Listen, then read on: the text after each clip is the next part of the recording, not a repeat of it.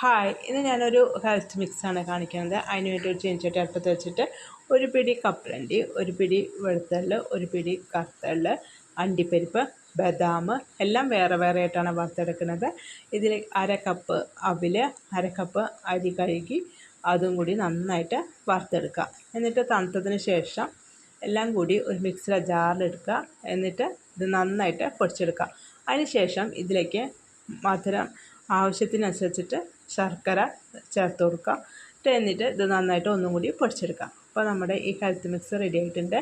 ഇത് ഒരു നേരത്തെ ഭക്ഷണമായിട്ടും ഒക്കെ ഒരു 2 ടേബിൾ സ്പൂൺ കഴിച്ചാൽ തന്നെ വിശപ്പ് മാറും. ഹോസ്റ്റലിലൊക്കെ താമസിക്കുന്ന കുട്ടികൾക്കൊക്കെ കഴിക്കാൻ പറ്റിയ നല്ലൊരു ഹെൽത്ത് മിക്സാണ്.